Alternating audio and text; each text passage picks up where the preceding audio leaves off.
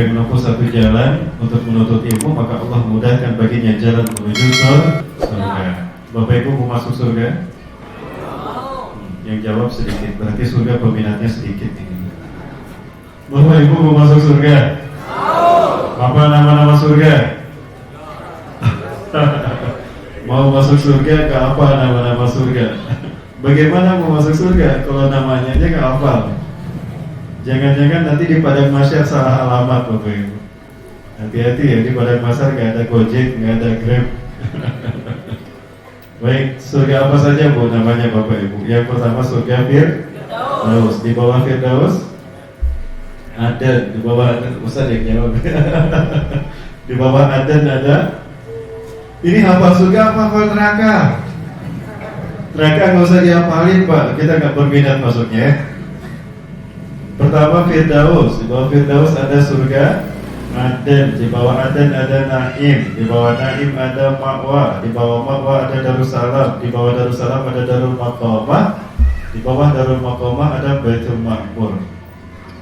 Paling bawah. Ya. Hafal ya? Satu, di bawah Firdaus Aden, di bawah Aden Naim, di bawah Naim Ma'wa, di bawah Ma'wa Darussalam, di bawah Darussalam Darul Maqamah, paling bawah Baitul Ma'mur, di bawah Baitul Ma'mur ada Masjid Al-Hidayah. Nah, dari mana kita mulai surga kalau bukan dari masjid? Ada jaminan surga kalau kita pergi ke mall? Ada tidak? Nggak ada jaminan kan?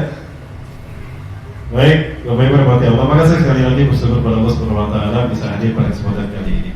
Yang saya hormati dan saya muliakan karena Allah, Bapak Ketua DKM Pengurus Masjid Kemakmuran Masjid Al-Hidayah Desa Kota Baru. Yang saya hormati dan saya muliakan karena Allah, para sesepuh, para tokoh, para asatidah, mobil khusus pada MC kita yang saya hormati Abang Bapak Dedi Sulaiman. Ya, kita nobatkan sebagai MC akhir zaman ya. Dengan seperti juga Bapak Ibu rahmati Allah Subhanahu wa taala. Sebelum kita masuk pada materi, saya ucapkan terima kasih Bapak Ibu masih bertahan menunggu kami. Betapapun kami tadi sudah luar biasa. Ya, supir kita ini luar biasa jam terbangnya, jadi cepat juga tadi ya. Sampai kami sampai merasa terbang. Saking cepatnya merasa terbang tidak nampak di jalan raya, Pak. Alhamdulillah sampai juga pada kesempatan kali ini. Perkenalkan barangkali Bapak Ibu ada yang belum mengenal saya. Kalau yang Bapak Ibu lihat di YouTube itu bukan saya, itu kembaran saya. Beliau itu Ustadz akhir zaman, kalau saya Ustadz akhir bulan. Beda Bapak Ibu ya. Ya, sekarang saya menjadi Ustadz akhir tahun. Baik, nama saya Rahmat Baikuni. Saya lahir di Bandung 25 Februari 1976. Alamat rumah tinggal saya di Pasirwangi, Cigending, Ujung Berung, Bandung Timur. Ya. Saya lahir dari seorang ibu orang Sunda, ayah saya keturunan Padang. Darah kakek saya ini Bukit Tinggi Sungai Puan. Jadi ada Padangnya. Cuma sedih saya Bapak Ibu. Ketika saya ke Minang, ke Bukit Tinggi Sungai Puan, saya tidak diakui sebagai orang sana karena ibu saya orang Sunda. Kan di Padang Sumatera Barat ini keturunan dari ibu dilihatnya. Tapi ketika saya ke Bandung, Jawa Barat, garis keturunan dilihat dari jalur ayah orang Padang. Jadi sama Sunda tidak diakui, sama Padang tidak diakui. Sedih saya Bapak Ibu. Saya dibilang tidak punya kampung. Barangkali Kuaksi mau menerima saya? Alhamdulillah. Ada calon istri saya? Saya tagih ya. Saya tagih, selesai acara tolong pertemukan dengan saya. Baik. Saya sudah menikah dengan seorang istri apa namanya? Ada yang bilang saya belum punya istri. Kalau baru satu namanya iswan, 2 istu, 3 baru istri. 1, 2, 3, gitu ya. Kalau satu iswan namanya, 2 istu, 3 baru istri. Jadi belum disebut istri kalau baru satu katanya. Betul Bu? Ibu-ibu protes nih. Nyambung, udah paham Bapak Ibu. Kalau yang dampingin kita baru satu, namanya istu katanya, bukan istri. Kan kalau bahasa Inggris 3 itu three, istri berarti 3. Halo? Wah, nggak direspon ini. Ini bapak-bapak yang di depan diam karena takut sama istri. Ini semuanya suami-suami takut istri. Baik, saya sudah menikah dengan satu istri. Anak saya harusnya 7 tapi yang ada 6 Pak. Yang pertama, kedua sudah kuliah, yang ketiga SMA kelas 1 barangkali ya. Tapi karena di pondok ya, sekolahnya di pondok, sedang di pondok Tahfizul Quran, Zahratul Quran ya. Yang keempat, kelima kembar di Kota Bapati kelas Karuni 3. Yang keenam keguguran, yang ketujuh yang ada jadi yang keenam sekarang baru 22 bulan. Ya, tahun depan bulan Februari baru 2 tahun. Itu barangkali Bapak Ibu pengalaman pendidikan saya, riwayat pendidikan saya SD, SD masih 10 Ciciran Cimahi Selatan, tahun 88 keluar SMP 4 Cimahi di Bandung Utara, ya Bandung Barat tahun 91, SMA 9 Bandung tahun 94 saya keluar.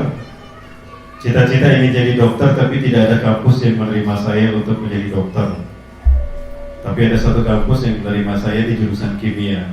Namun karena himmah saya lebih pada agama, maka saya murtad dari kimia dan mualaf di tafsir hadis Bapak Ibu.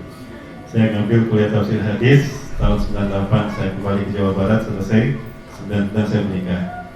Lalu saya sempat belajar sastra Arab, walaupun bahasa Arab saya masih belepotan ya. Saya belajar sastra Arab di Ma'had Al-Imarat, kemudian bergabung dengan Al-Quds Institution dan juga PICOM ya, Palestinian Culture and Palestinian Malaysian Culture Organization, PICOM ya, yang berpusat di Malaysia. Namun pendidikan kami, mulazamah kami bersama Al-Quds Institution, jamiahnya di Gaza University. Itu syekh-syekh dari sana yang mengajari dosen-dosen kami. Kemudian terakhir karena saya mengajar di SMA, saya mengambil kuliah pendidikan agama Islam tahun 2012. 2010 semestinya saya sudah diterima di Yaman, namun karena terjadi banyak revolusi berdarah di Yaman, kami tidak jadi melanjutkan studi saya di sana. Itu barangkali Bapak Ibu sekalian yang mati Allah, dan Bapak Ibu yang ingin kembali banyak menyimak dari ceramah-ceramah kami, bisa dibuka di akun media sosial kami, sosial media kami, baik di Instagram, Facebook, dan YouTube ya. Untuk Instagramnya di @rahmatbaikuni_official, Facebooknya di Facebook Ustaz Rahmat Baikuni Official, YouTube-nya juga sama Ustaz Rahmat Baikuni Official, dan Jawara Entertainment. Ya, insya Allah saya bergabung dengan Jawara Entertainment. Bapak Ibu yang berminat menjadi distributor minyak wangi kasturi, Jawara Kasturi, silakan, insya Allah nanti boleh daftar pada kami lewat Instagram atau akun-akun kami. Baik, itu barangkali Bapak Ibu iklannya sudah selesai. Baik, tema kita persiapan menghadapi fitnah akhir zaman. Pertama, apa itu fitnah? Fitnah itu diambil dari bahasa Arab. Itu bahasa kata yang mushtarakah. Fatana yaftinu fitnatan atau fitanan. Artinya bisa bermacam-macam. Bisa menuduh tanpa bukti, bisa perbuatan dosa, bisa ujian imtihanul iman, ujian keimanan. Nah, yang paling banyak digunakan di dalam Quran dan hadis, fitnah itu mengandung arti ujian keimanan. Kenapa demikian? Ya, karena siapapun yang mengatakan beriman kepada Allah pasti diuji. Ya, di dalam Al-Quran Allah menegaskan surat Al-Ankabut ayat kedua kalau tidak salah. A'udzubillahi minasyaitonir rajim. Ahasiban nasu ayyutraku ayyaqulu amanna wa hum la yuftanun. Apakah manusia mengira mereka akan dibiarkan mengatakan kami beriman kepada Allah sementara mereka belum diuji? Jadi siapapun yang mengatakan beriman pada Allah, beriman pada Rasulullah, beriman pada hari akhir, pasti dia diuji. Nah, ujian keimanan inilah yang disebut dengan fitnah. Apalagi bagi kita yang hidup di akhir zaman. Sebentar Bapak Ibu, apakah betul kita berada di akhir zaman? Kalau di akhir tahun sudah pasti ya, akhir bulan sudah pasti. Tapi yakinkah kita betul berhidup di akhir zaman, Bapak Ibu yang Allah? Ada sebuah hadis di mana Rasulullah SAW mengatakan, "Bu'is du'ana wasahka hatain." Jarak diutusnya aku dengan kejadian hari kiamat adalah seperti ini. Antara diutusnya aku dengan kejadian kiamat seperti telunjuk dan jari tengah. Subhanallah. Wa huwa yub'idul qalilan. Rasulullah menekankan sedikit.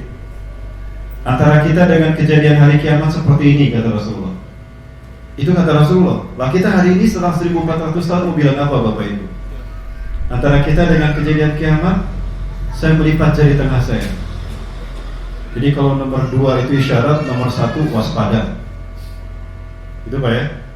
Nomor 2 isyarat. Isyarat bisa isyarat kemenangan, bisa isyarat kebangkitan. Tapi kalau angka 1, hati-hati. Kalau kita mau berikan peringatan pada seseorang, awas hati-hati dengan angka 1 kan. Tidak dengan 2 gini Pak ya. Kalau kampanye, iya, jangan lupa ya. dulu, sekarang udah gak lagi. Baik Bapak Ibu yang mati Allah. Antara kita dengan hari kiamat agak susah saya mengatakan bahwa masih jauh. Kenapa demikian? Tanda-tandanya sudah dekat Bapak Ibu. Tanda-tandanya sudah dekat. Banyak tanda-tanda kiamat yang disebutkan Rasulullah SAW akan terjadi, itu sudah nampak di hadapan kita. Contohnya, Rasulullah SAW mengatakan di dalam kitab, hadis yang ada di dalam kitab Al-Mawsu'ah fil Fitan wal Malahim wa Asbatu Sa'ah, Ensiklopedia Akhir Zaman, karya Dr. Muhammad bin Ahmad Al-Mubayyad, seorang syekh dari Palestina. Dia mengatakan begini. Baru menukilkan satu hadis di mana Rasulullah bersabda, "Baina yaday sa'ah," di pintu gerbang kiamat. Rasulullah menyebutnya pintu gerbang kiamat. Baina yaday sa'ah, di pintu gerbang kiamat, sinina khadi'atan, akan muncul tahun-tahun penuh dengan tipu daya dan tipu muslihat. Jadi kalau tahun-tahun kita rasakan penuh tipu daya, penuh tipu muslihat, penuh penipuan, penuh kecurangan, maka itu pertanda kita berada di pintu gerbang kiamat, dan pintu kiamatnya telah terbuka. Sudah terasa belum Bapak Ibu? Sudah. Yakin? Masya Allah. Bang, yakin Bang? Udah yakin Bang jawaban? Yakin? Kapan kawin Bang? Pintu gerbang kiamat sudah terbuka Bang. Kalau Dajjal muncul, KUA tutup seluruh dunia kan? Kita doakan Bapak Ibu yang di dua ini yang belum pada nikah Bu, sementara pintu gerbang kiamat sudah terbuka Bang. Besok lusa Bang, insya Allah saya antar Bang ya. Amin.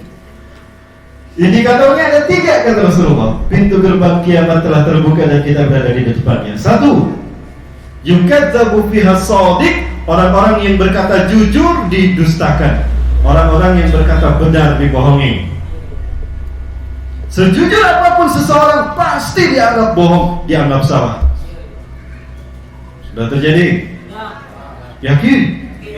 Di mana? Jangan bilang di Indonesia, nanti ditangkap.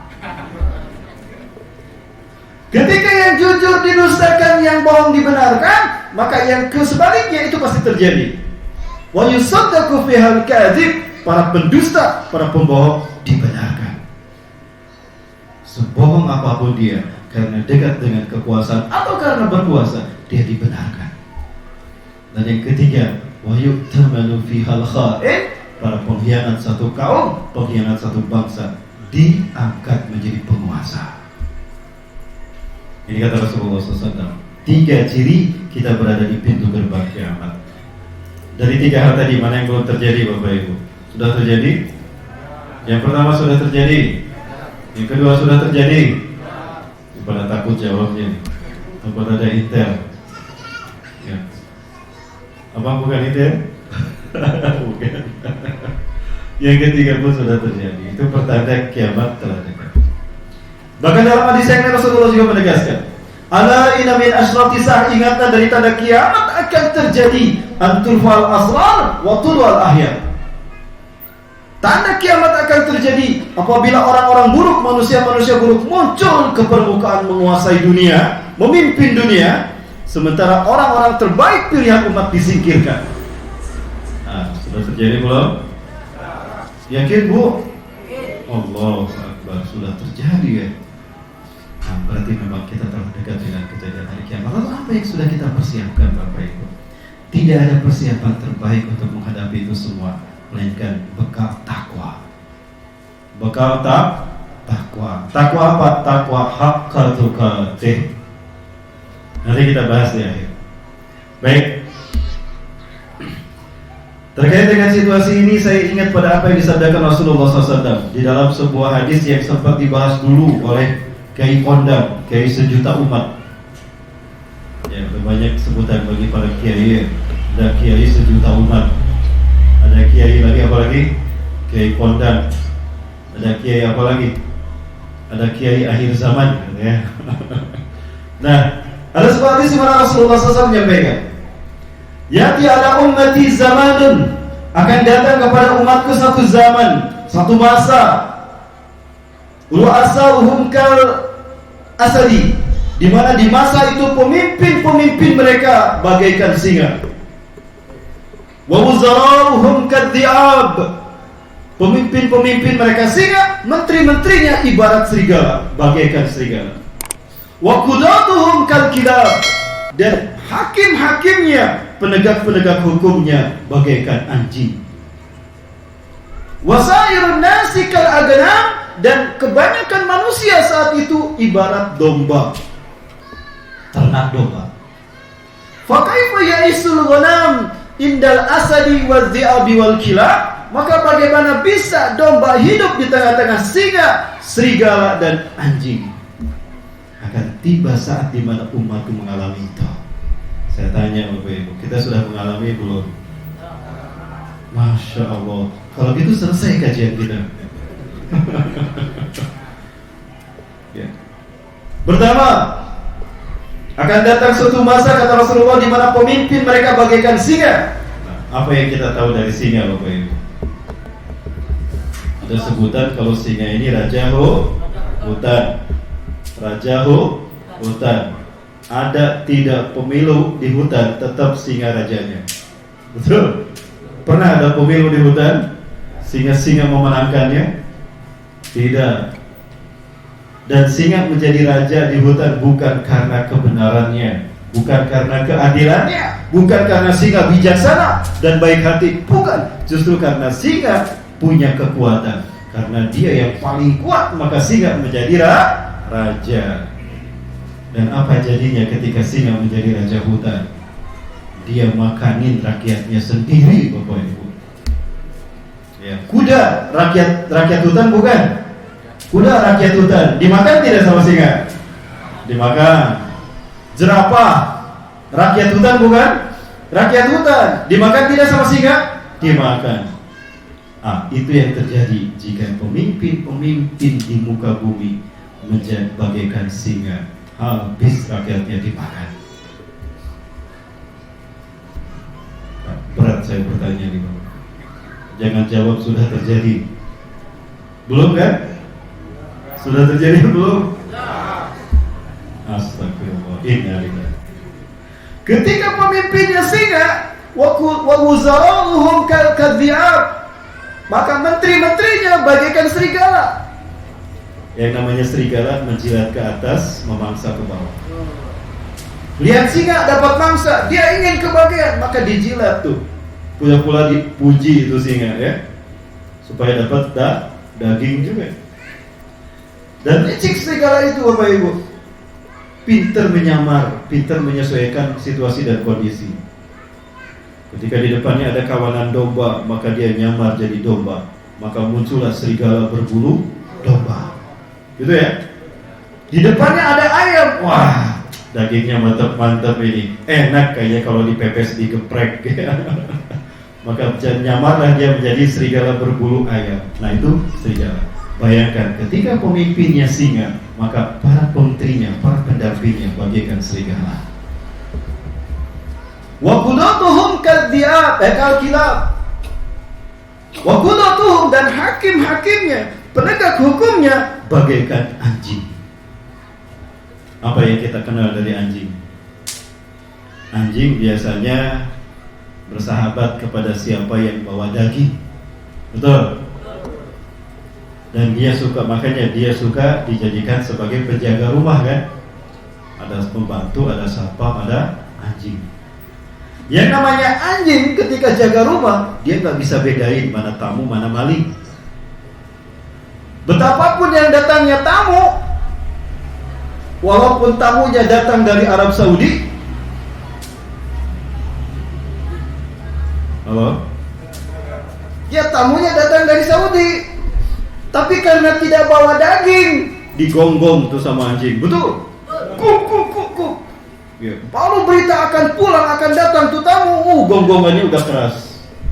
Apalagi begitu sampai, digonggong terus. Kenapa? Karena ini tamu tidak bawa daging, betul? Digonggong tuh sama anjing. Nyambung tidak Pak? Walaupun tamu yang datang karena tidak bawa daging, ya digonggong sama anjing. Sebaliknya ketika yang datang maling, yang datangnya maling Bapak Ibu, tapi bawa daging, wah teman bro, aman, betul? Karena bawa angpau, adem tuh anjing. Sudah terjadi belum? Ya.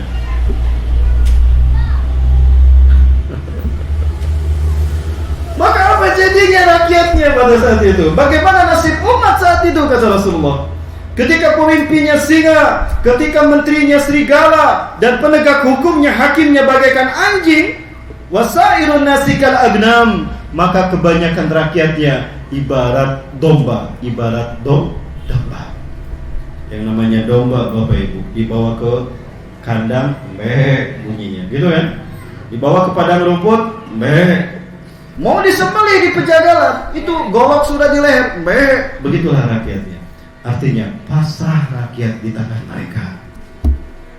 Sudah terjadi belum? Allahu Akbar. Di Kuansi? Sudah terjadi? Belum ya. Jangan ya.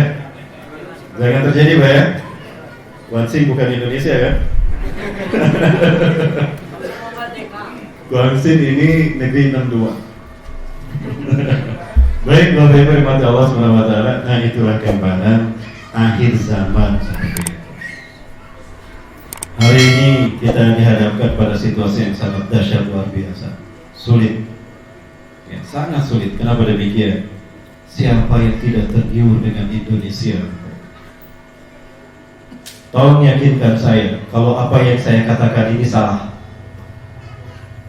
Menurut saya tidak ada negara yang jauh lebih kaya dari Indonesia. Tunjukkan negara yang lebih kaya dari Indonesia. Selain wilayahnya luas, kepulauan, kita kaya dengan sumber daya alam. Betul tidak Bu? Apalagi Provinsi Riau. Tadi kita ngobrol, di atas ada minyak, di bawah ada minyak. Betul? Di atas ada minyak kelapa sawit, di bawah ada minyak bumi. Di tengah-tengahnya ada minyak goreng. Kaya gitu. Setidaknya ada 7 kekayaan alam yang kita miliki sekaligus Bapak Ibu. Kita miliki 7 kekayaan alam sekaligus. Yang pertama, kita punya emas. Ada yang terbaik dan ini terhebat tapi disembunyikan dan dikuasai oleh seorang pejabat negara. Sampai ada seorang pejabat ini hanya dari bisnis dari bisnis minyak saja itu penghasilan per bulan 150 juta per hari mengalir ke rekeningnya. Mau tidak kaya gimana? Per barelnya dia dapat untung 100 rupiah atau 10 rupiah per barel. Sehari 1 juta barel kali 10, sehari 10 juta. Satu bulan 300 juta kan? 300 juta kali setahun 3 miliar. Hanya duduk saja, tekad mengalir tuh. Masya Allah. Tapi tolong diedit Bang ya. Tolong diedit Bang. Ini ada kata-kata saya diedit. Ya. Jangankan bicara emas di Halmahera, Freeport aja luar biasa. Pada tahun 2007 ada sebuah lembaga yang meneliti, mengaudit penghasilan Freeport di tahun 2007. Setahun penghasilan Freeport 6.255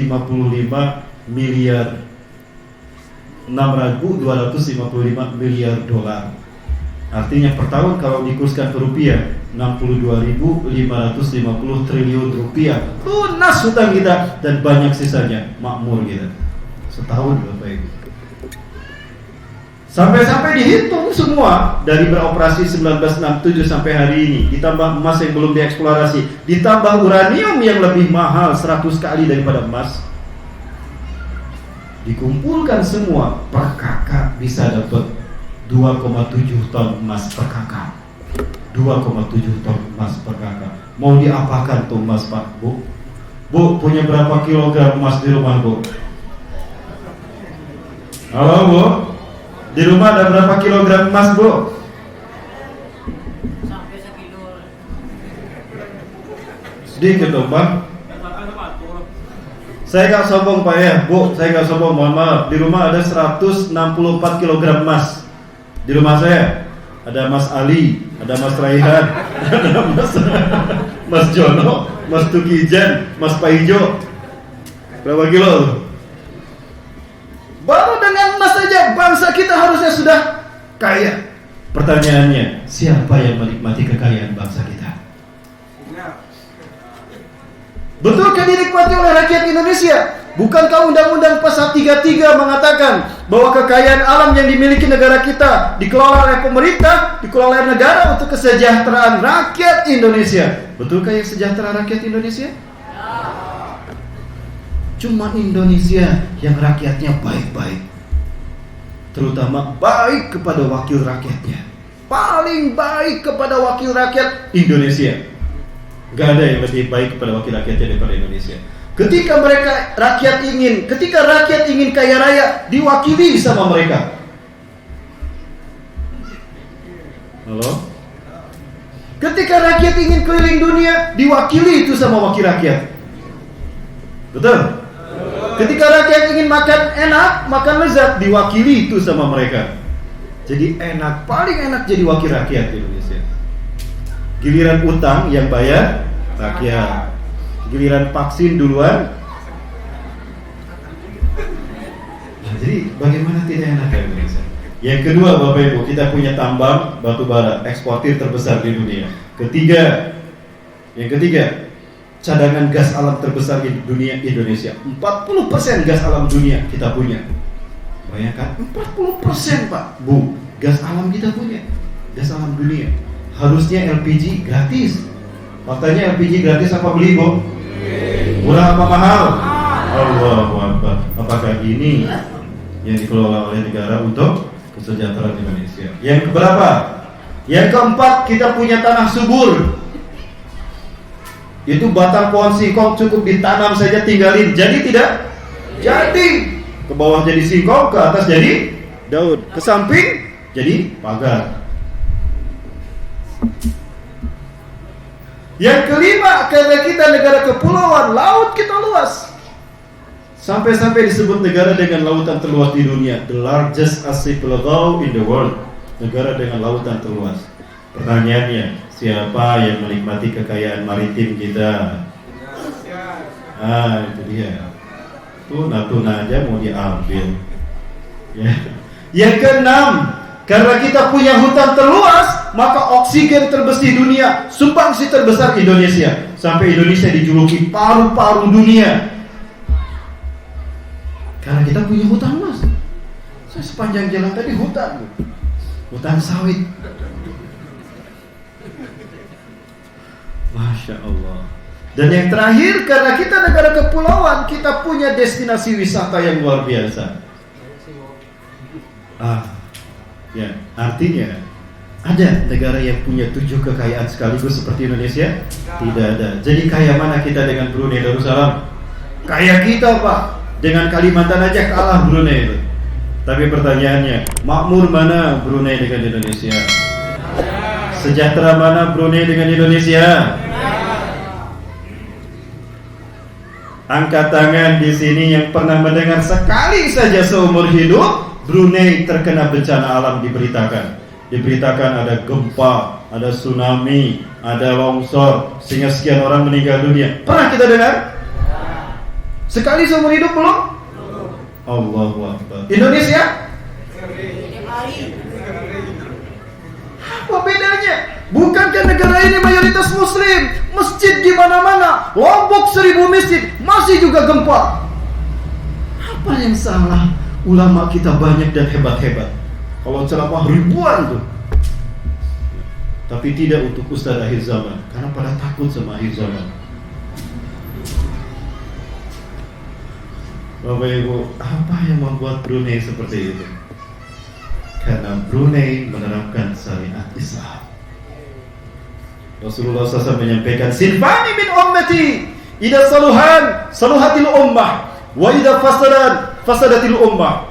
Ada dua pilar dari umatku, dua golongan dari umatku. Jika kedua-duanya baik, baiklah umatku. Jika kedua-duanya buruk, hancur umatku. Apa dua pilar tadi?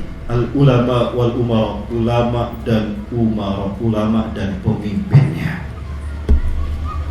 Walau ulamanya ulama Ahlus Sunnah wal Jamaah, kuat istiqomah dengan Ahlus Sunnah wal Jamaahnya, dengan Quran dan Sunnah. Tidak mau dibeli keyakinannya dengan jabatan dan akidah, dengan harta, dengan pangkat. Dan ketika pemimpinnya cinta pada rakyatnya dan rakyat mencintainya, adil dan tahu dia akan dihisab oleh Allah, saat itulah dia akan sejahtera. Betapapun negaranya tidak kaya, tapi dia sejahtera. Tapi sekaya apapun sebuah negara, melimpah kekayaan alamnya, tapi kalau ulamanya ulama su' dan pemimpinnya zalim, hancur tuh rakyat. Pertanyaan saya, jangan dulu bertanya, nanti jawabannya sudah terjadi. Bapak Ibu yang dirahmati Allah, ada sebuah hadis yang saya malu membacanya. Ketika saya baca hadis ini dan malu, dan saya sekarang pun ketika saya mau menyampaikan malu saya. Tapi nggak apa-apa ya, boleh saya sampaikan? Boleh Bu? Ya. Apa kata Rasulullah SAW? Inna Allah idha yuhibbu qauman. Sesungguhnya Allah jika mencintai satu kaum, jika Allah mencintai satu bangsa, atahumullahu amiran adilan. Allah akan berikan kepada bangsa itu cukup seorang pemimpin yang adil, pemimpin yang bijaksana, pemimpin yang cinta rakyatnya sehingga rakyat cinta kepadanya. Fataishul ummah sakinatan mawadatan wa rahmatan, maka umat hidup sakinah, sejahtera, tentram dan damai. Ketika pemimpinnya adil dan bijaksana, ketika Allah mencintai mereka, tidak ada bencana alam terjadi menimpa mereka. Sebaliknya, innallaha idza yaghdibu an qaumin, jika Allah benci pada satu kaum, atahumullahu amiran fajiran, cukup Allah kasih kepada mereka pemimpin yang fajir. La yahkumu bima anzalallah wa bima jaa bihi nabiyullah. Mereka tidak berhukum dengan hukum Allah, dan mereka tidak mengikuti apa sunnah nabinya, maka hancurlah umat itu. Berdasarkan hadis ini, bangsa kita sedang dicintai Allah apa dibenci Allah? Malu jawabnya apa ya? Bukan? Mudah-mudahan sedang dicintai Allah. Tapi kan Ustaz, bencana di mana-mana ya, itu ujian. Makin tinggi pangkat seseorang, makin tinggi ujiannya kan? Makin berat ujiannya. Nah, kita sedang diuji kelayakan kita menjadi negara pemimpin kebangkitan Islam. Kenapa demikian? Karena di semua negara yang ada di dunia yang menerima Islamnya, tinggal Indonesia Bapak Ibu yang belum dipilih Allah untuk memimpin kebangkitan Islam di dunia. Jadi Bapak Ibu yang dirahmati Allah, jika sudah demikian kenyataannya, bagaimana mungkin Belanda rela begitu saja melepas Indonesia? Tidak Bapak Ibu. Jadi jangan bilang kita sudah merdeka Bapak Ibu. Saya gak yakin Indonesia sudah merdeka. Ya, setiap 17 Agustus saya selalu mengibarkan setengah tiang Bapak Ibu, karena kita belum merdeka. Betulkah kita sudah merdeka? Mari kita coba saksikan yang satu ini Bapak Ibu. Jangan kemana-mana Bapak Ibu, tetap bersama saya setelah yang satu ini.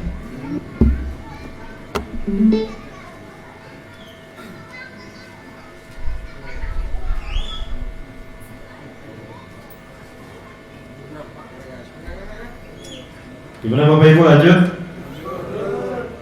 Sudah jam berapa ini?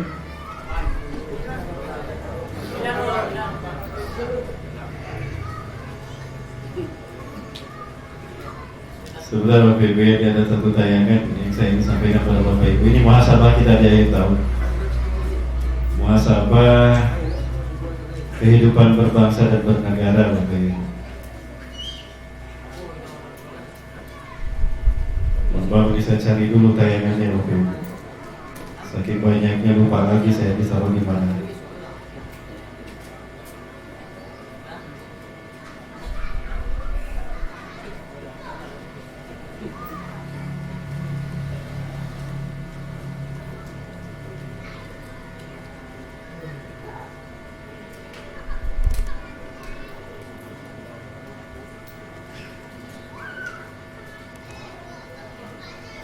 Jadi saya perlihatkan Brunei Darussalam Bapak Ibu. Kenapa Brunei bahagia, sejahtera dan belum pernah kita dengar Brunei terkena musibah sekalipun, karena inilah Brunei Darussalam. Islam di negara ini bertambah teguh dan menyerah.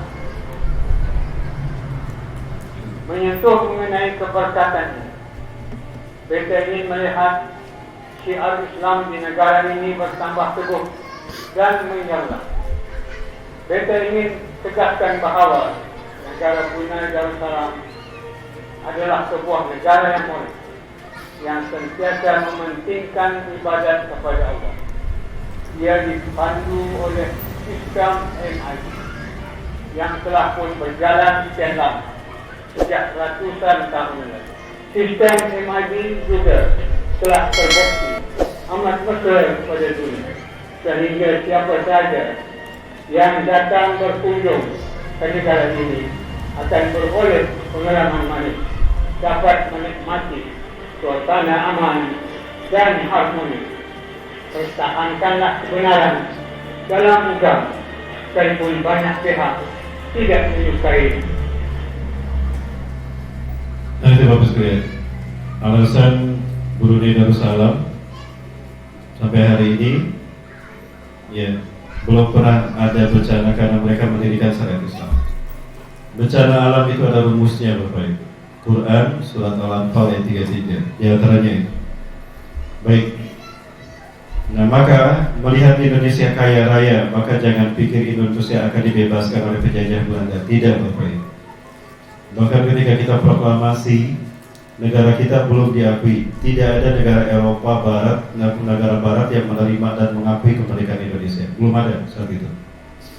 Kecuali satu negara saja, Palestina, negara pertama yang mengucapkan selamat atas kemerdekaan Indonesia. Betapapun hari ini Palestina belum merdeka, Indonesia ada di hati mereka. Ini Bapak Ibu, satu pandangan yang cukup bagus terkait dengan bangsa kita. Ini muhasabah saja Bapak Ibu di akhir tahun ya, akhir Desember. Walaupun negara bangsa itu diciptakan oleh para bankir. Jadi waktu Indonesia merdeka, Singapura merdeka, Malaysia merdeka, Afrika merdeka, itu bukan kemerdekaan spontan, tapi didesain. Jadi Indonesia boleh aja proklamasi. Ya, nanti bangsa Indonesia ini menyatakan kemerdekaan. Silakan. Pertanyaan ini adalah, apakah pihak-pihak yang selama ini mengeruk keuntungan dari Indonesia ikhlas atau tidak? Menerima itu secara relatif. You boleh merdeka, tapi you miskin. Rakyat menyaksikan, rakyatmu bodoh. Tapi jangan khawatir, saya punya uang. Sekolahkan rakyatmu, bikin pembangunan, saya kasih utang. Lihat kolonial, tidak rela Indonesia. Maka terjadilah peristiwa konvensi yang disebut dari konvensi negara. Kita selama ini nggak tahu persis sampai terjadi di koloni Indonesia. Kita ketahui adalah bahwa kita lalu memulai mengatur kedaulatan. Ternyata mengatur kedaulatan yang kita terima tahun 1945 itu terjadi dengan 3 karakter. Pengakuan kedaulatan yang kita terima tahun 1945 ya, itu terjadi dengan 3 karakter. Satu apa? Satu adalah bahwa kita harus mempertahankan perusahaan-perusahaan asing yang ada.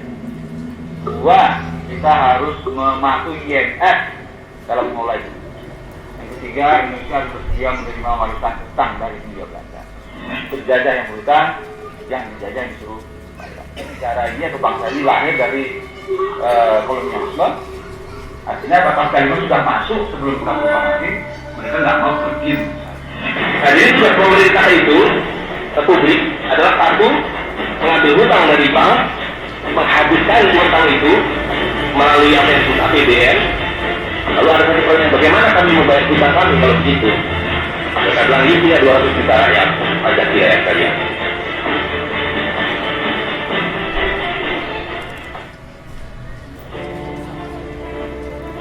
Tanggal 23 Agustus 65 kemarin Soekarno terhadap neokolonialisme dan imperialisme memuncak. Kita tidak lagi hanya membatalkan KMB, lalu kemudian Soekarno menerbitkan Undang-Undang Nomor 16 tahun 65 tanggal 23 Agustus 65. Isinya apa? Mengakhiri segala bentuk keterlibatan perusahaan asing. Saya tadinya juga ya, tapi saya tertarik dengan tanggal bahwa undang-undang itu keluar tanggal 23 Agustus 65. Ya, lalu ada peristiwa besar terjadi 30 September.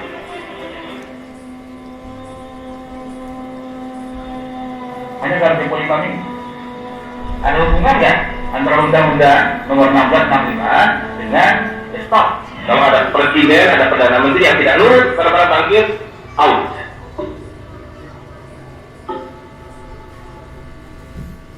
Dulu yang namanya bankir itu Belanda, Inggris dan sebagainya.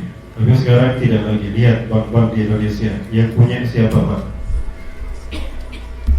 Dan lihat perusahaan-perusahaan yang ada di Indonesia. Apakah perusahaan Indonesia pribumi atau perusahaan asing? Ya. Jadi pertanyaan saya, apakah kita sudah merdeka?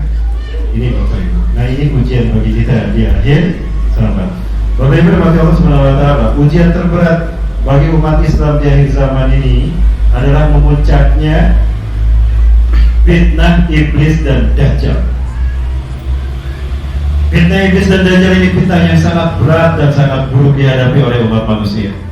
Kenapa demikian? Karena umat manusia bukan hanya kehilangan darah, bukan hanya darah yang diperas dari umat Islam, bukan hanya keringat yang mereka peras dari umat Islam, bukan kekayaan alam saja yang mereka ambil dari negara kita, tapi juga akidah kita dikuras habis, Bapak Ibu.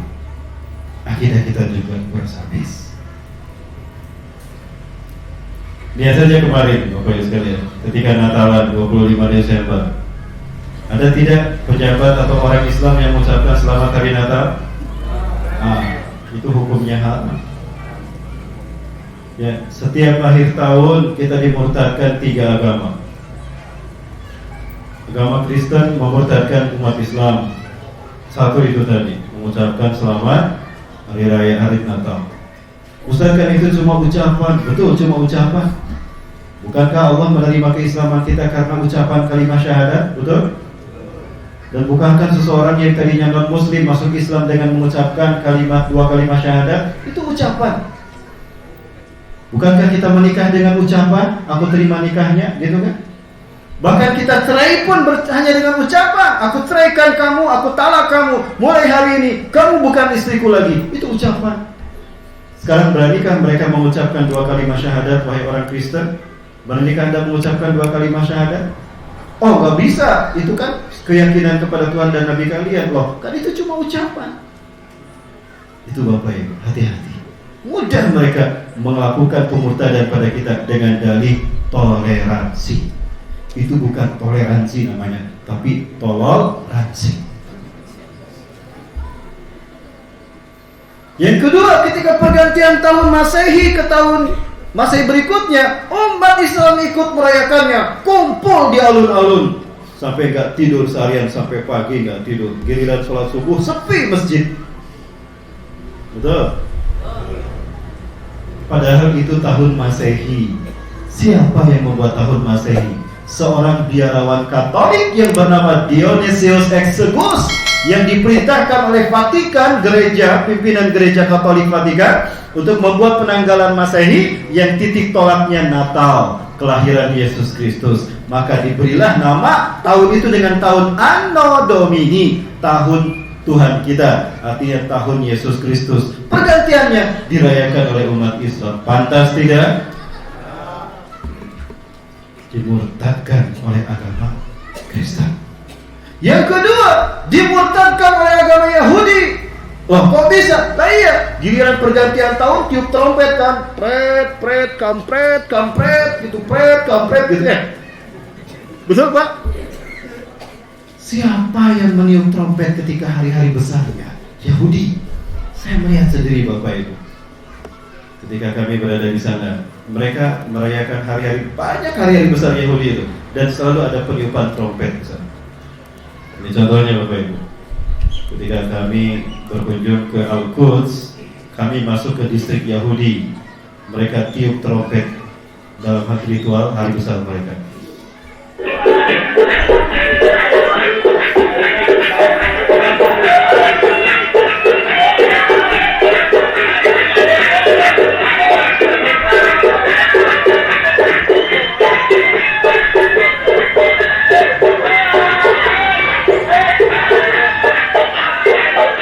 Salah satu ritual yang dilakukan oleh komunitas Yahudi yang berada di Orang ini melihat saya terus.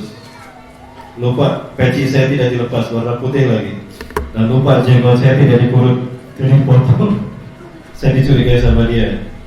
Akhirnya saya langsung lari ke belakang. Subhanallah, saya baru sadar kalau saya terjebak di distrik Yahudi di Palestina. Ini di Al-Quds Pak, Masjidil Aqsa, Palestina. Alhamdulillah ada seorang muslim Palestina yang menolong saya. Ya. Yerusalem. Begitu balik ternyata di belakang saya ada sinagoga, dan ini ada orang Yahudi Ortodok, pakaian Yahudi Ortodok seperti ini. Saya cepat-cepat lari, ada seseorang melihat saya. Anda muslim, ayo anda muslim. Pinai bilang, anda di sini. Ini takkan apa maka? La tahibu alaika fi hadha distrik. Cepat maju. Anda nggak boleh ada di sini. Ini distrik Yahudi, bahaya. Terus lagi di sana ada orang Islam di sana. Jadi ternyata Yerusalem itu dibagi 3 distrik. Ada distrik Yahudi, ada distrik Nasrani, Kristen, dan ada distrik Muslim. Gak boleh satu sama lain saling mencampurnya, gak boleh. Dan ada tempat sakral. Ini ternyata tempat sakral mereka. Alhamdulillah saya aman Pak. Apapun saya harus melalui berbagai sinagoga yang ada di sana. Subhanallah. Nah ini Bapak Ibu, mereka merayakan hari besar mereka dengan tiup trompet. Diikuti sama umat Islam, tiup trompet pergantian tahun. Saat itu mereka dimurtadkan oleh orang Yahudi. Kok murtad Ustaz? Lihat hadisnya. Man tashabbaha biqaumin fahuwa minhum. Siapa yang menyerupai satu kaum, maka dia termasuk kaum itu. Sudah gitu kita menyalakan mercon. Nah, lihat dalam sejarah budaya bangsa mana, budaya agama mana ketika hari besarnya atau pergantian tahun menyalakan mercon. Majusi Bapak Ibu. Setiap kali mereka pergantian tahun selalu menyalakan mercon, kembang api, dan inilah yang dilakukan oleh umat Islam, mengikuti budaya Majusi ketika pergantian tahun. Dan tidak tanggung-tanggung, ini negara Arab Bapak Ibu, negara Arab.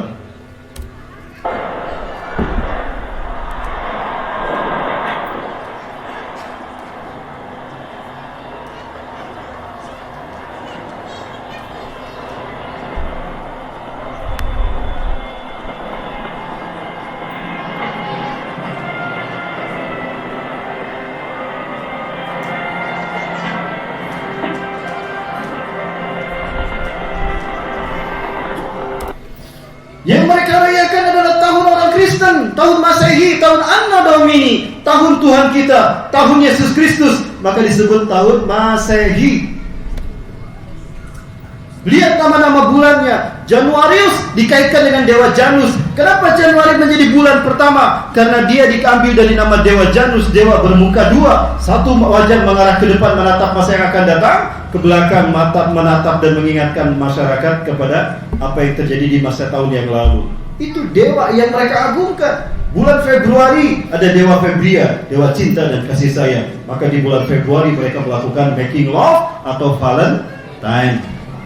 Bulan Maret dikaitkan dengan dewa Martius, dewa perang. April dikaitkan dengan ritual ruatan kampung. Mei terkait dengan dewa senandung, dewa Maya. Yang namanya Maya pasti jago nyanyi. Betul? Ada Maya Estianti. Dulu Bu, Pak, ada Maya romantir. Sekarang ada duo Maya. Bulan Juni, Juno terkait dengan dewa Juno. Semua itu dewa-dewa yang mereka sembah jadi nama bulan. Diikuti oleh umat Islam. Coba angkat tangan yang hari ini hafal tanggal lahir hijriahnya. Di KTP kita bulan hijriah apa bulan Masehi? Maka pengaruhnya dahsyat pada mereka. Lalu kapan kita menggunakan kalender hijriah? Kalau bukan umat Islam yang menggunakan kalender hijriah, mungkinkah orang Kristen memakainya? Halo? Bapak Ibu masih ada? Masih ada. Baik Bapak Ibu hormati Allah. Satu lagi Bapak Ibu. Boleh masih lanjut? Baru jam 9? Baru jam 9, lebih 1 jam. Maka didakalkan lagi. Sekali lagi Bapak Ibu. Hari ini fitnah yang melanda umat Islam. Bukan hanya mereka dikuras darahnya. Maksudnya apa dikuras darahnya Ustaz? Nih kita lihat. Beginilah umat Islam dikuras darahnya. Kenapa? Karena negara mereka kaya raya, maka mereka ingin dikuasai negaranya. Mereka ingin dikuasai negaranya karena kita saking kaya rayanya Bapak Ibu. Dan inilah yang terjadi. Ya. Umat Islam di muka bumi habis disiksa dan dibantai sama mereka.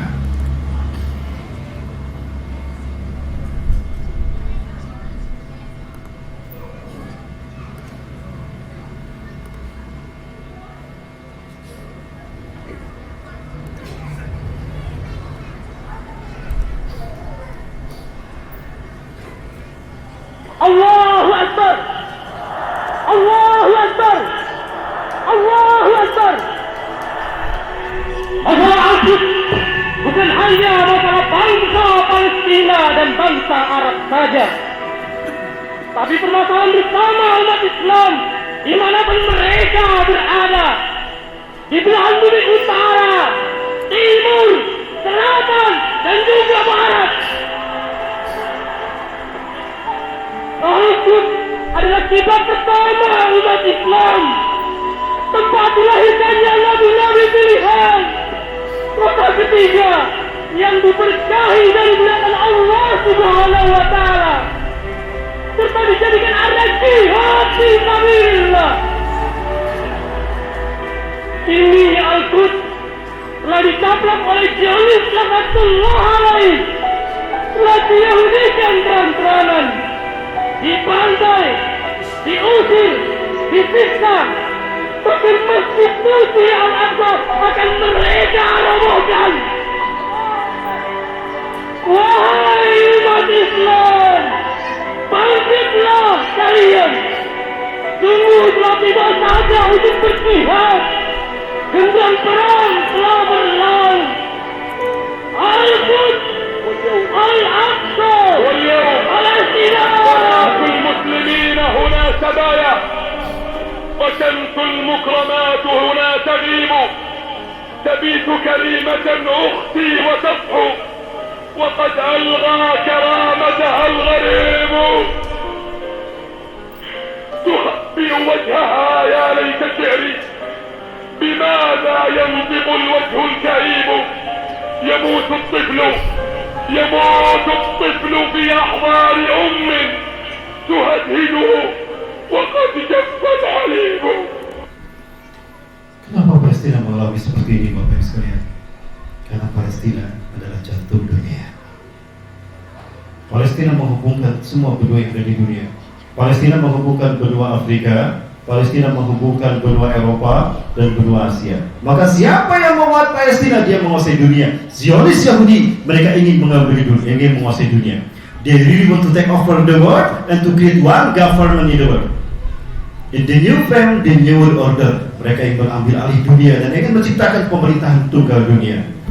Tapi sekarang kalah saing sama Cina dengan proyek obor, One Belt, One Road. Maka bersainglah antara Cina dengan Yahudi. Sekarang mereka bekerja sama, kong kali kong. Dan kenapa harus Palestina? Karena Palestina adalah negeri peradaban dunia.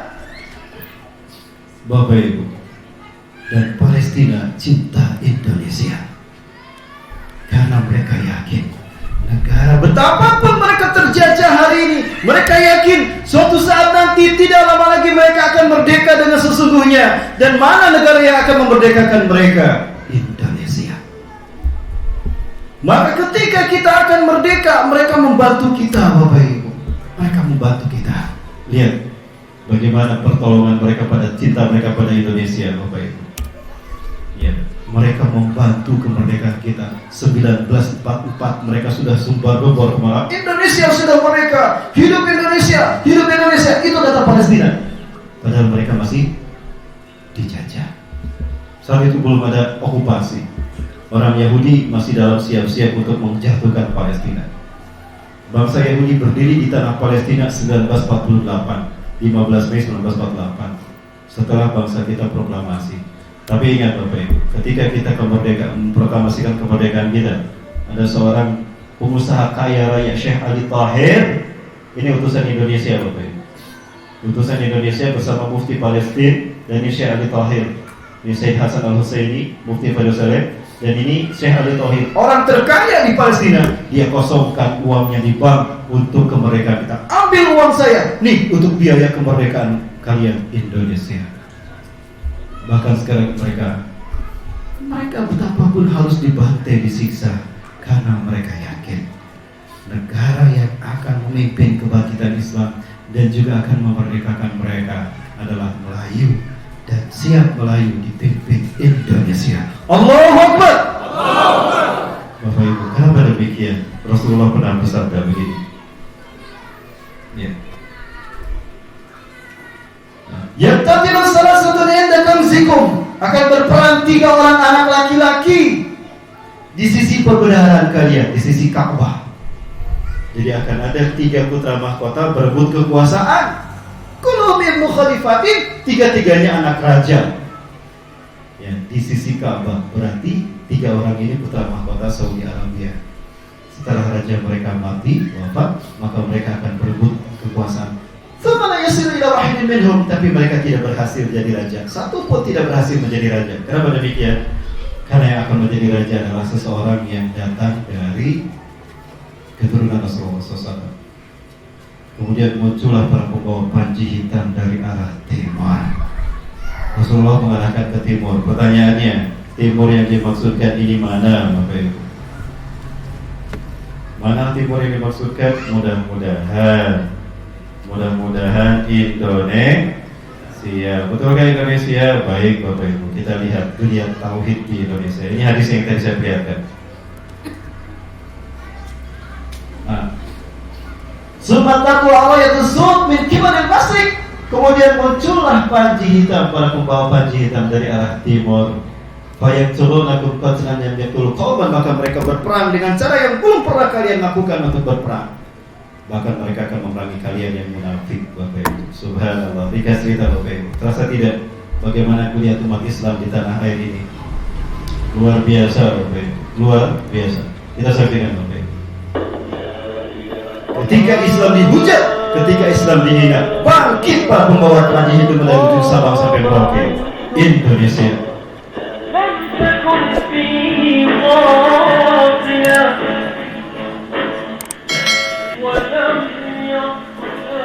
Ini berasal dari beberapa pondok pesantren dan majelis taklim di Tasikmalaya, Jawa Barat. Sementara santri yang ulama ke Provinsi Banten berbondong-bondong ke alun-alun barat kota Serang, Banten. Sebuah takbir terus berkumandang di Masjid Suronatan, Yogyakarta saat menggelar aksi bela kalimat tauhid. Sekarang saya lihat arah umat untuk bersatu itu sudah mulai. Masya Allah. Sekarang asbab penghinaan kepada Islam dikirim umat ini mulai bersatu. Perasaan nggak?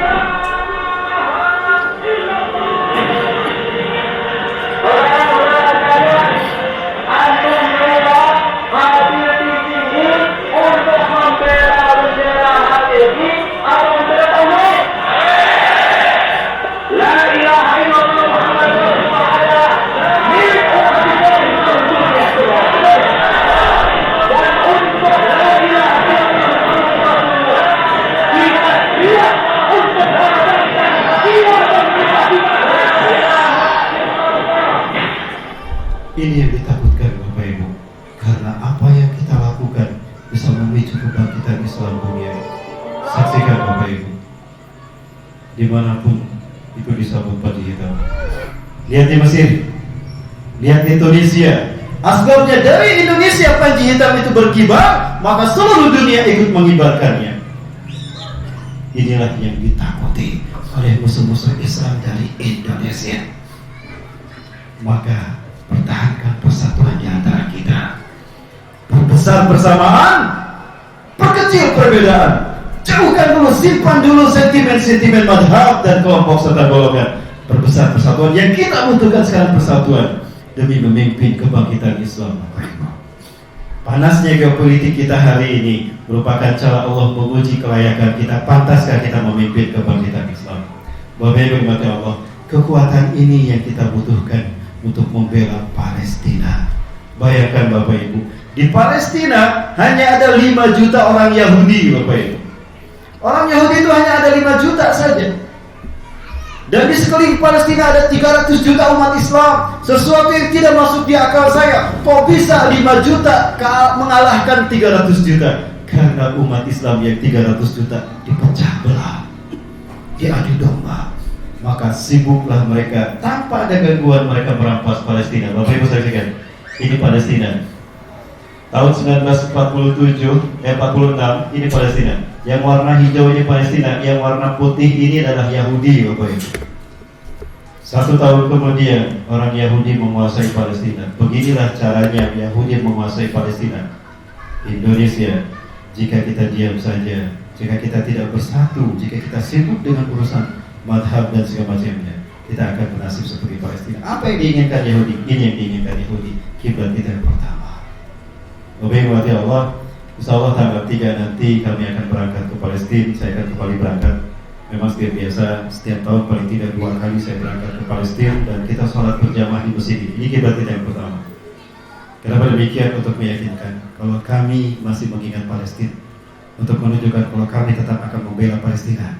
Kenapa demikian? Rasulullah SAW menyebutkan bahwa memang yang akan membebaskan Palestina adalah sebuah bangsa dari timur, dan itu hadir dalam mimpi para pemuda Palestina. Bapak Ibu rahmati Allah, ada 4 pemuda Palestina, remaja bukan pemuda, remaja Palestina penghafal Al-Quran.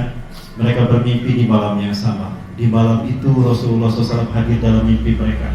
Mereka tidak janjian sebelumnya, mereka tidak bertemu sebelumnya, tapi di malam itu mereka bermimpi yang sama. Dalam mimpi mereka bertemu Rasulullah SAW, dan apa yang Rasulullah SAW katakan? Ya ahla Syam, ya ahla Gaza, innal ladina sayuharrirukum min zulmil yahud wa yu'aduna al-Quds ala rihabikum, ikhwatukumul muslimun al-Indonesia. Hai Muslim Syam, hai penduduk Gaza, hai penduduk Palestina, sesungguhnya negara yang akan memerdekakan kalian dari zalimnya Yahudi, dari penjajahan Yahudi, dan akan mengembalikan Al-Quds ke tangan kalian adalah saudara kalian Muslim Indonesia. Allahu Akbar. Bapak Ibu, hari ini mereka makanya rela dibantai, disiksa, karena mereka yakin pengorbanan mereka tidak sia-sia. Pertanyaannya, jika mereka telah mengorbankan harta kita, harta mereka untuk kemerdekaan kita, jika mereka sudah mengorbankan nyawanya untuk kemerdekaan, untuk menunggu kehadiran kita, apa yang kita korbankan untuk membebaskan mereka? Hari ini Bapak Ibu, apa yang kita korbankan? Siap membela Palestina? Siap memperjuangkan Palestina? Siap bebaskan Masjidil Aqsa? Siap membela perjuangan para nabi dan rasul? Takbir! Baik, saya tagih komitmennya Bapak Ibu. Insya Allah tanggal 3 nanti saya berangkat, dan saya akan hantarkan bantuan Bapak Ibu langsung ke sana. Saya akan berangkat dengan ongkos yang saya dapatkan sendiri Bapak Ibu. Bantuan Bapak Ibu ini akan kami sampaikan ya, bersama penggunaan untuk operasional ke sana Bapak Ibu. Silakan panitia, barangkali Bapak Ibu ingin membantu, tunjukkan kalau kita siap membantu mereka. Apa kata Rasulullah SAW Bapak Ibu? Sebentar Bapak Ibu. Ini adalah kiblat kita yang pertama. Inilah Masjidil Aqsa. Masjidil Aqsa itu alun-alun Bapak Ibu. Banyak keutamaan di masjid ini. Nabi Sulaiman pernah ditanya, diberikan 3 permintaan oleh Allah. Sebentar Bang, ya, simpan dulu, pegang dulu. Ibu tetap bertahan ya. Saya sampaikan tentang langsung. Ya Sulaiman, inni a'taka salasatan fas'alni Sa'utiha iya. Hei Sulaiman, mintalah 3 hal kepadaku, maka aku akan mengabulkannya. Mintalah 3 hal kepadaku, aku akan mengabulkannya. Yang pertama, Nabi Sulaiman berkata, ya Allah, atini mulkan allati lam tuti qabli. Ya Allah, berikan aku kerajaan yang belum pernah kau berikan pada siapapun.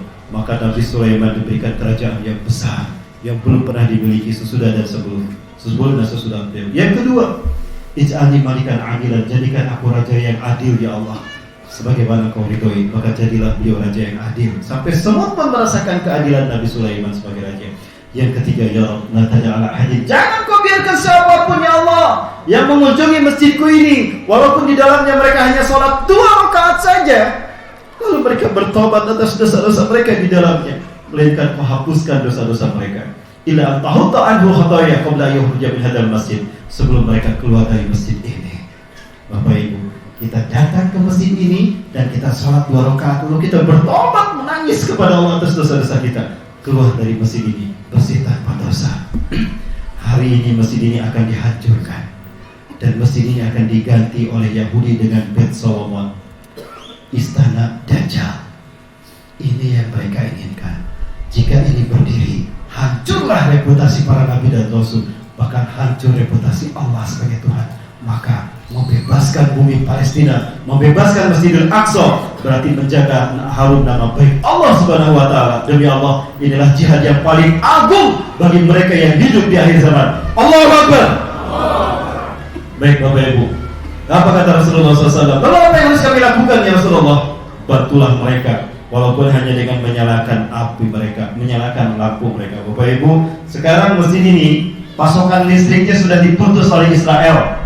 Diputus oleh Israel Bapak Ibu. Saya memasuki masjid ini, ke dalam, ke bawah, ada yang namanya genset. Itu setiap hari menghabiskan minyak.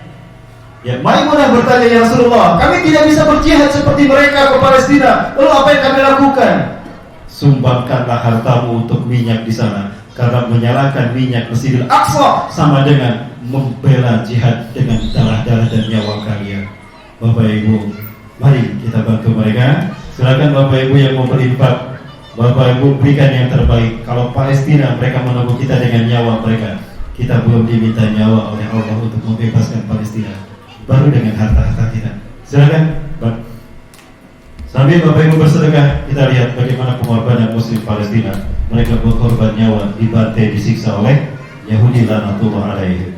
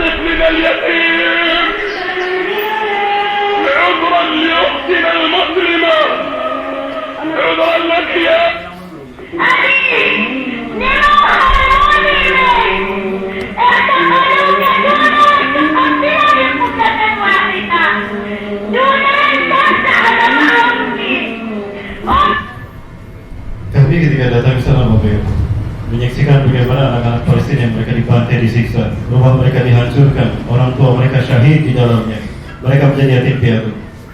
Jawabannya seperti orang tua, seperti orang dewasa. Padahal masih kecil Bapak Ibu, anak-anak. Setiap anak kecil yang kita tanya selalu seperti itu jawabannya Bapak Ibu. Seolah-olah yang bicara orang dewasa, seolah-olah saya berhadapan dengan orang-orang yang sudah berusia 20 tahun, padahal mereka masih anak-anak.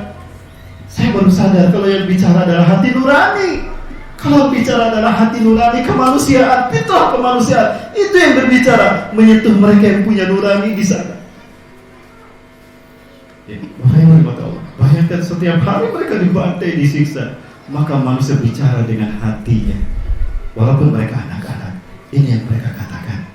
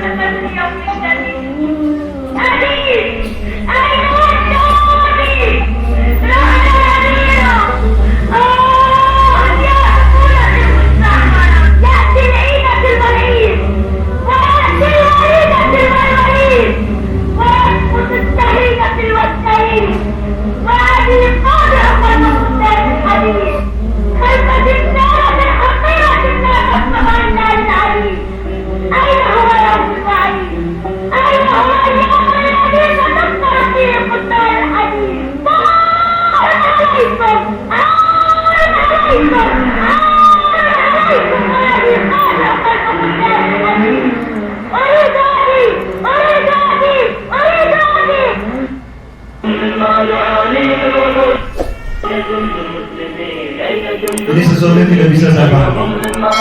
Ini data sekeliling Palestina ada 300 juta umat Islam. Di Palestina hanya 5 juta Yahudi yang membantai umat Islam, yang menguasai Mesir Al-Aqsa. Jangankan berperang dengan senjata, kencing barang-barang tenggelam tuh 5 juta Yahudi.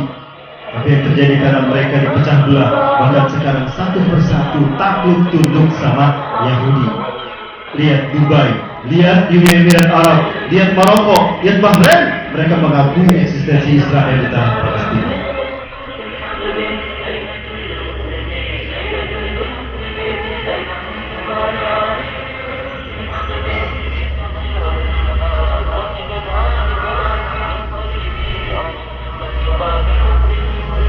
Ini data umat Islam di seluruh Palestina, Bapak.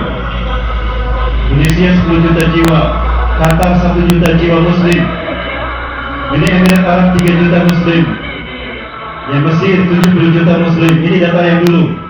Di Palestina ada 6 juta jiwa Muslim. Jadi total semua umat Islam yang ada di seluruh Palestina ada 300 juta orang. Andaikan kencing bareng-bareng tenggelam itu Yahudi. Tapi yang ada bukan kencing bareng-bareng, menepi di pinggir jalan, buka pintu mobilnya, kencing di pinggir jalan. Apalagi untuk mengangkat senjata membela Palestina. Sementara di Palestina hanya ada 5 juta orang Yahudi saja, Bapak Ibu. Kenapa susah untuk dikalahkan? Karena umat Islam dibikin terpecah belah, sementara Yahudi bersatu memerangi kita. Bapak Ibu dimati Allah. Sekali lagi, betapapun mereka tidak dizolimi, telah dizolimi dengan sedemikian dahsyat, mereka yakin kemerdekaan akan tiba untuk mereka. Ada satu hadis yang membuat saya bangga menjadi orang Indonesia. Bapak Ibu perhatikan hadis ini. Apakah Rasulullah pernah menyinggung Indonesia secara langsung? Belum, tidak. Ya, tapi Rasulullah pernah menyebutkan merah putih dalam hadisnya. Ini saya bacakan hadisnya dari Sauban hadasahu. Dia Sauban bercerita, annahu sami'a Rasulullah sallallahu alaihi wasallam. Dia mendengar Rasulullah SAW bersabda, inna rabbi zawaliyal arda, sesungguhnya Allah Tuhanku melipatkan untukku bumi ini. Hatta ra'aitu masyariqaha wa maghribaha, sehingga Allah perlihatkan kepadaku kekayaan yang terbentang dari timur hingga ke barat. Timur Merauke, barat Maroko. Maroko, Merauke, namanya sama kan? Maroko dan Merauke. Kenapa dibikin sama? Ini para ulama kita yang memberi nama, pejuang umat Islam yang memberi nama, untuk mengingatkan kalau kita dulu menguasai dunia dari barat hingga ke timur 1315 tahun. Wa'atani al-kanzain, dan umatku, aku diberikan 2 pusaka oleh Allah. Allah memberikan kepadaku 2 pusaka, al-ahmar wal abyadu, pusaka merah dan pusaka putih. wa anna ummati sayablugu mulkuha ma zawaliha minha, dan umatku di akhir zaman kembali akan menguasai timur hingga ke barat dunia. Insyaallah Bapak Ibu, barat Maroko, timur Merauke, dunia akan kembali dikuasai umat Islam. Dan Rasulullah menyebutkan itu setelah menyebutkan dua pusaka, merah dan pusaka putih. Apakah ini Indonesia? Tidak. Tapi lihat apa yang dikatakan para ulama. Selesai sholat subuh berjamaah di Masjid Qibli. Di sini Bapak Ibu, ini Masjid Qibli, ini Al-Aqsa. Di Al-Aqsa ada banyak masjid, salah satunya Masjid Qibli, ini Masjid Al-Maqdrak atau Batu Sahara. Ada Masjid Burak, dan di bawah ini ada Masjid Umawi, ada Al-Aqsa. Setelah sholat subuh saya bertemu dengan beliau. Beliau adalah Ketua Rabitah Ulama Palestin, Syekh Ali Yaqub Al-Abbasi. 2012 beliau datang ke Indonesia, kita seminar internasional. Tema kita pembebasan Palestina dan mengambil alih Al-Quds dari tangan Israel. Ya, dan ini Dr. Yusuf Abu Sunaina menjadi imam salat asar kami di Masjid Qibli. Dan ini Dr. Abu Bakar Al-Awawidah. 2016 beliau mengimami salat kita di salat tarawih di Jogokarian, Yogyakarta. Apa kata mereka tentang Indonesia?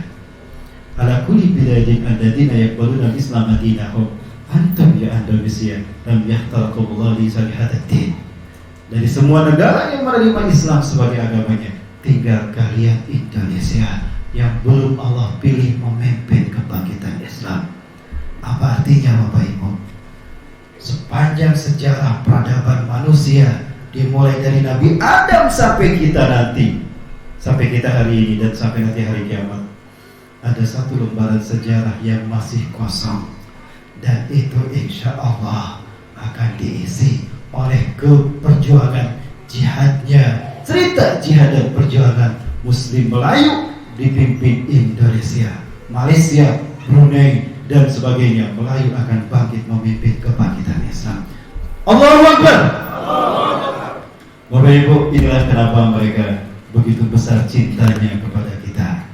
Maka tahukah kita Bapak Ibu, setiap kali HUT RI mereka selalu merayakan kemerdekaan kita. Ini faktanya. Bismillahirrahmanirrahim.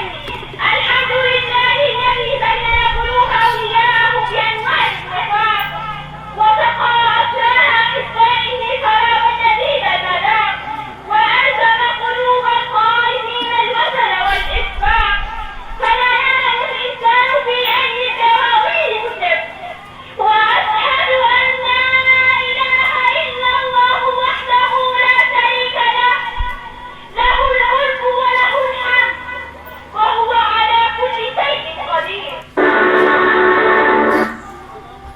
Ini prosesi yang mereka lakukan di hari 17 Agustus setiap tahun ini. Dan coba lihat, ada dua bendera. Bendera mana yang mereka kibarkan lebih dulu? Ternyata bendera kita, Bapak Ibu. Bukan bendera Palestina dulu, bendera mereka yang mereka kibarkan terlebih dahulu. Apa maksudnya ini, Bapak Ibu?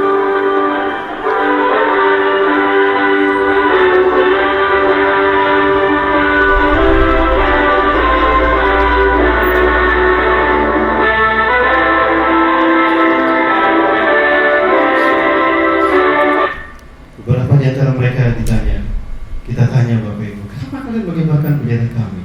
Bukan bendera kalian. Ya, kan ini negara kalian. Tidak. Ya ikhwatal muslimin Indonesia.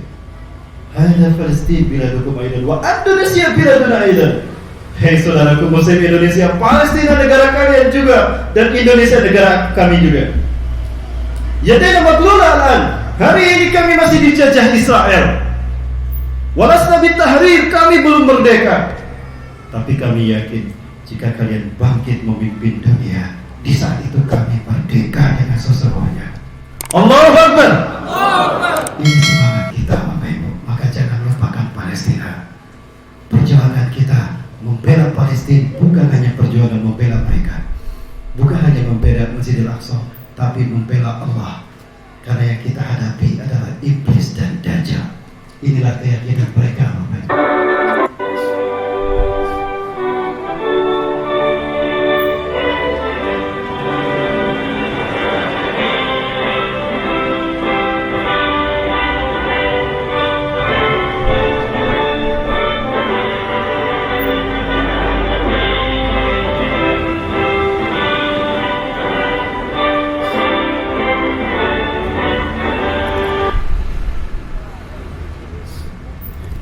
Dan inilah salah satu bukti sumbangsinya. Kita akan terus melakukan upaya untuk membantu mereka Bapak Ibu.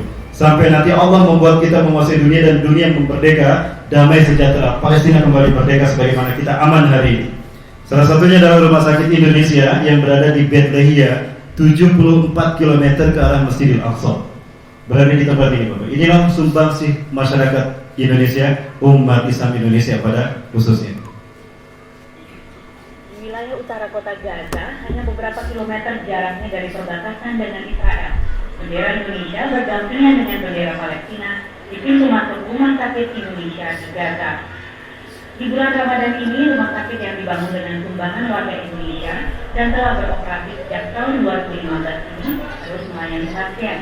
مستشفى التونسي يعتبر المستشفى الحكومي الأكبر الذي يقدم خدمات صحية في محافظة الشمال التي يقدر عددها بحوالي 400,000 نسمة. هذا المستشفى يقدم خدمات صحية في مجال الباطن العامة والقلب والجراحة العامة وجراحة الأوعية الدموية وجراحة العظام وجراحة النساء. Bulan Ramadan keributan besar terjadi antara warga Gaza dan pasukan Israel di perbatasan. Atas dorongan Hamas, penguasa politik di Gaza, warga membanjiri perbatasan dan unjuk rasa memprotes pendudukan wilayah Palestina. Demo besar-besaran ini setiap tahun digelar memperingati Al-Nakba atau Hari Malapetaka, yaitu ketika ratusan ribu warga Palestina diusir setelah pembentukan negara Israel tahun 1948. Sebagian korban bentrokan dibawa ke Rumah Sakit Indonesia. Mereka menyatakan bersyukur atas dukungan warga Indonesia yang memungkinkan berdirinya rumah sakit ini. نشكر الشعب التونسي يعني بدأنا مستشفى في الشمال كل المستشفيات الموجودة إمكانيات عملنا إياها يعني متابعين حالاتها على كل حال يعني عملنا إياها. Rumah Sakit Indonesia di Gaza ini merupakan wujud persahabatan Indonesia dan Palestina. Dari Gaza, Versi Widakuswara, VOA. Itu bagus sekali, dan bukan hanya rumah sakit yang kita bangun, intinya kita akan gagas perdamaian dunia. Kita akan terus berjuang, termasuk saudara-saudara kita di parlemen akan terus kepada PBB mengajukan kemerdekaan Palestina dan mengusir Israel dari bumi Palestina semuanya. Bukan hanya dari West Bank, tapi Barat, dan bukan hanya keamanan Jalur Gaza, keamanan seluruh dunia.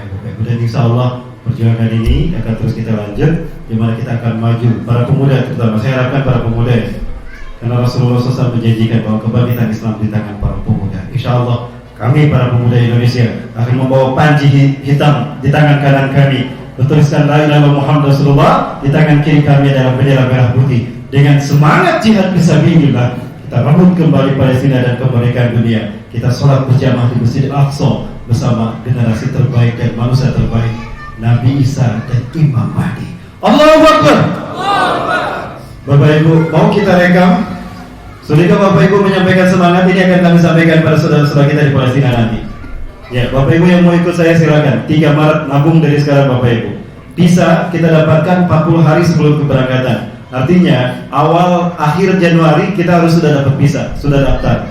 Karena 40 hari sebelum keberangkatan kita harus sudah punya visa.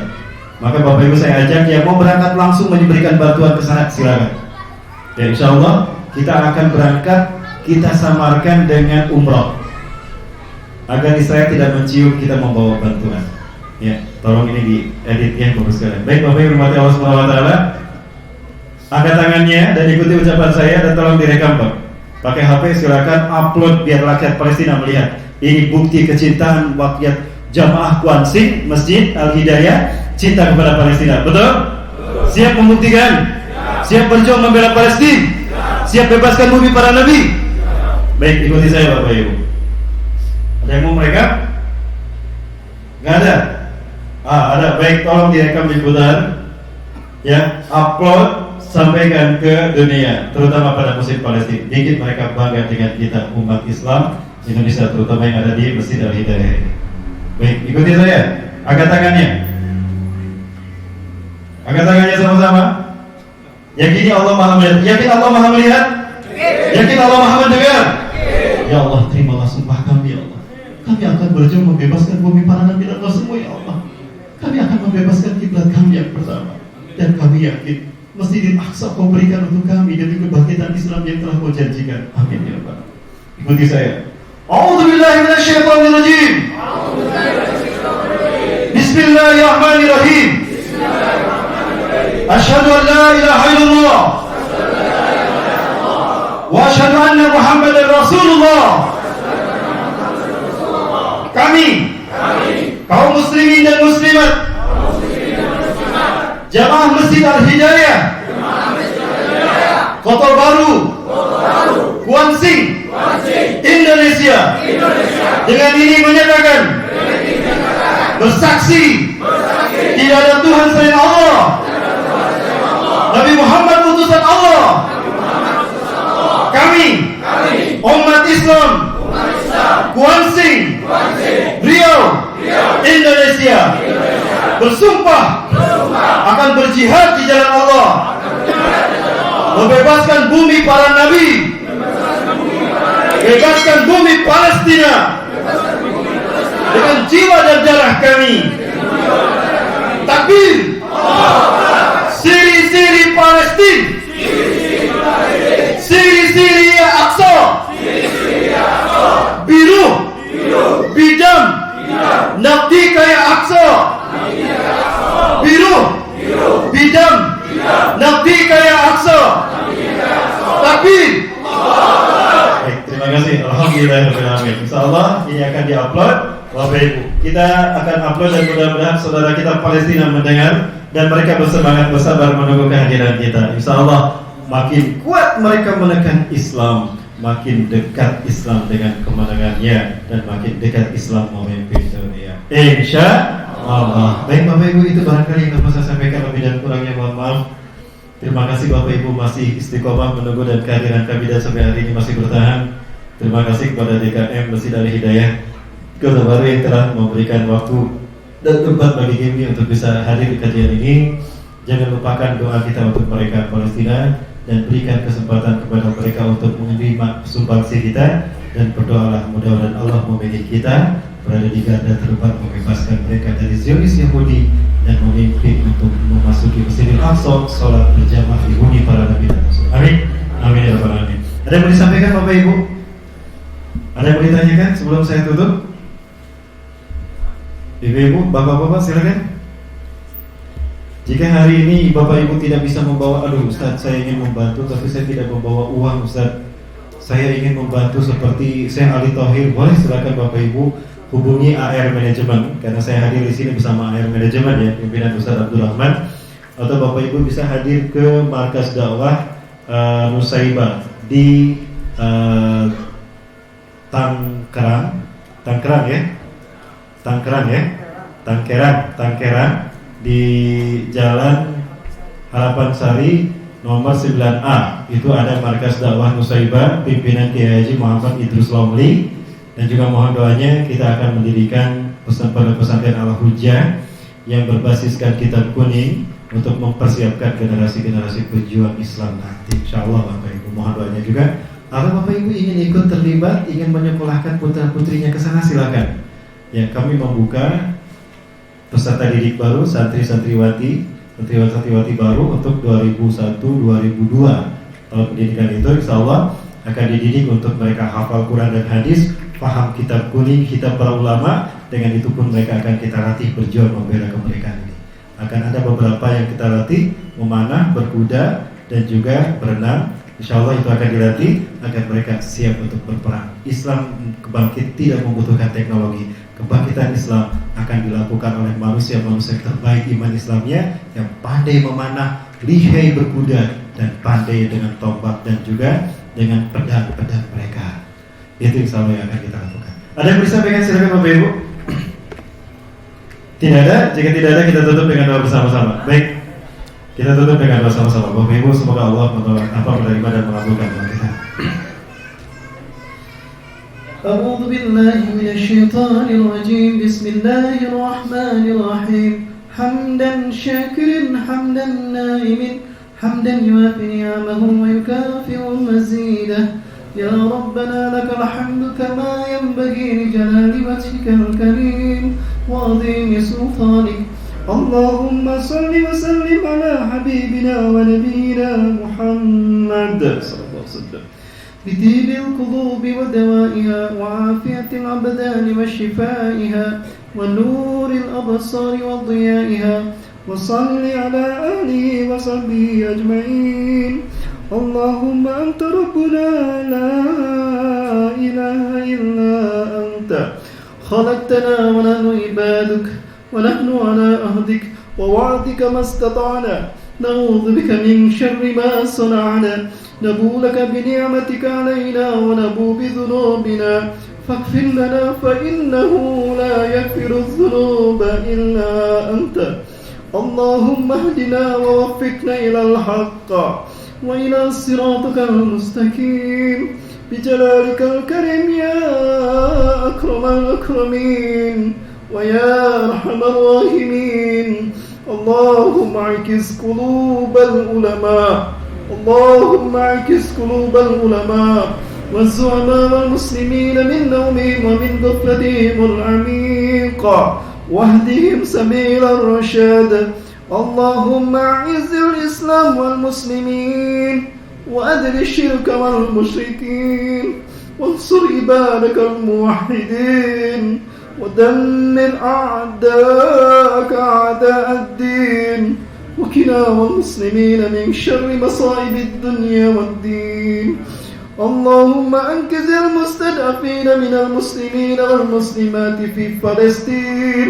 اللهم أنقذ المستضعفين من المسلمين والمسلمات في سوريا وفي العراق وفي أفغانستان وفي راهية وفي أويغور وفي كل بلدان المسلمين عامة. اللهم انصر المسلمين تحت رعاية علمائهم وتحت رعاية حبائبهم khususan Imam Besar Habib Rizik Syihab. Ya Allah, selamatkan beliau ya Allah, lindungi beliau ya Allah. Kami ridho dipimpin beliau untuk membebaskan Islam dan kaum muslimin ya Allah. Angkat semua petaka dari bangsa Indonesia ini ya Allah. Cabut sampai ke akar-akarnya pandemi corona ini ya Rabb, sehingga tidak ada lagi fitnah yang merendahkan nyawa kami ya Rabb. Allahumma ya Allah, hukumlah siapapun yang zalim di tanah air ini ya Allah, siapapun mereka ya Rabb, betapapun mereka adalah pemimpin-pemimpin kami, betapapun mereka adalah para penguasa negeri ini, jika mereka zalim kepada para ulama kami, para habaib kami, atau bahkan kepada umat Islam saudara-saudara kami, siksalah mereka ya Allah, azablah mereka ya Allah dengan azab yang belum pernah kau turunkan pada bangsa manapun di dunia ini. Allahumma ya Allah, berikan kepada kami kekuatan iman dan Islam, berikan kepada kami kekuatan yang bisa mempersatukan kami, untuk kami tegakkan keadilan, untuk kami tunjukkan bahwa Islam adalah agama perdamaian dunia. Amin amin ya Allah ya Rabbal Alamin. Ya Allah ya Rabb, berikan kami kesempatan untuk bisa bersujud di bumi Palestina, di bumi para nabi, salat berjamaah bersama orang-orang terbaik di dunia di Masjidil Aqsa ya Allah. Bahkan kami bisa meneteskan darah syahid kami di sana, atau kami bisa meraih hidup kemenangan di bumi Palestina. Amin amin ya Rabbal Alamin. Azablah bangsa Zionis Yahudi ya Allah, hancur leburkan mereka hingga tidak ada lagi fitnah bagi umat Islam di seluruh dunia ini. Rabbana atina fid dunya hasanah wa fil akhirati hasanah wa qina adzabannar. Subhana rabbika rabbil izzati amma yasifun wa salamun alal mursalin walhamdulillahi rabbil alamin. Bapak Ibu dirahmati Allah, terima kasih atas doa dan dukungannya serta sedekahnya. Insyaallah Bapak Ibu, sedekah Bapak Ibu sekalian akan kami sampaikan langsung pada mereka. Dan ini untuk menunjukkan saja bukti kalau kami menyampaikan sedekah Bapak Ibu sekalian pada mereka. Kami bagi di beberapa titik, salah satunya di Al-Khalil Hebron.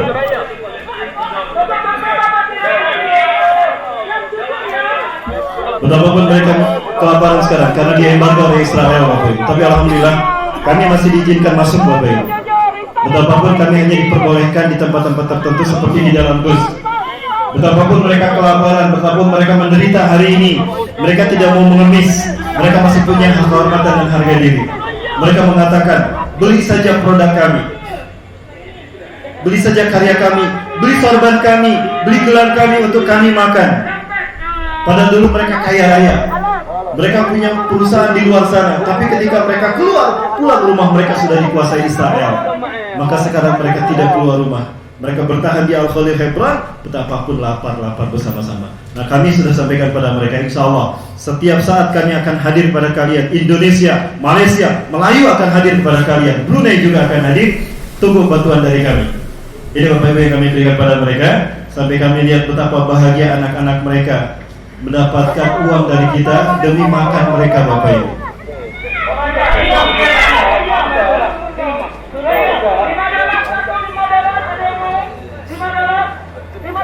Sampai ada seorang anak yang mengejar-ngejar kami, padahal Israel di belakang kami, Bapak.